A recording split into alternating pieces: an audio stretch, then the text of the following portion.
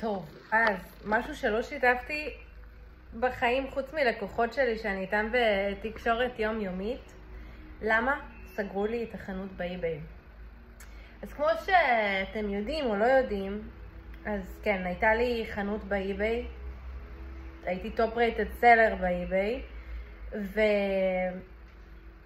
והלך ברוך השם ממש ממש טוב, עד כדי כך התחלתי להעביר ייעוצים בנושא, ופנו אליי ממשרד הכלכלה שאני אעביר בייעוצים בנושא. זה הלך וגדל התחום של הייעוץ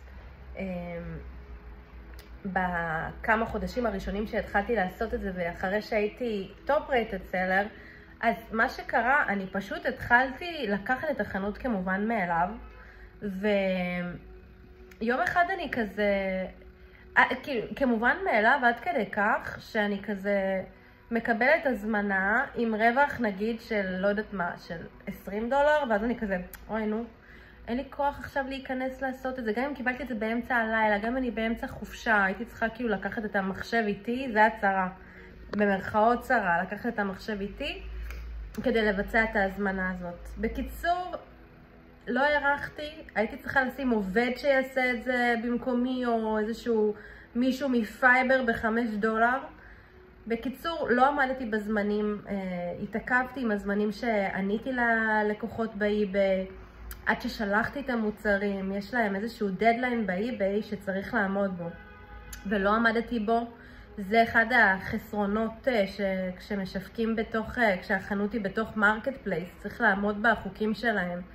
אז לצערי קיבלתי אימייל ביום בהיר אחד, הלכתי בנמל תל אביב וקיבלתי אימייל ורשום לי It's unreplayable and non-negotiable. כאילו אין לך על מה לדבר או על מה לנסות להתחיל לדבר, אין עם מי, אין על מה, פשוט סגרו וזהו, נקודה. זה היה לי מאוד מאוד טראומטי, אבל למדתי את הלקח שלי. היום אני מלמדת לקוחות, לא לוקחת אנשים שרוצים לעשות דרופ שיפינג באי-ביי, אלא אם כן רק יש להם מוצר. ואם זה דרופ שיפינג או בכלל, עדיף לעשות חנות מפלטפורמה שהיא שלכם, ולא לעשות את זה באיזשהו מרקט פלייס שיכול לסגור לכם את זה ביום בהיר אחד. וכמובן,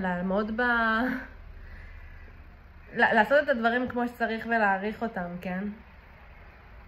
ככה שיהיה לכם את החוקים שלכם, כמובן תעשו את הכל בשירות לקוחות הכי טוב שיכול להיות, אבל שזה שלכם, שלא מישהו יכול לבוא ולסגור לכם את זה ביום בהיר אחד. אז לגמרי עדיף בפלטפורמה שהיא משלכם, כמו למשל נגיד שופיפיי, דברים כאלה, משלכם. אז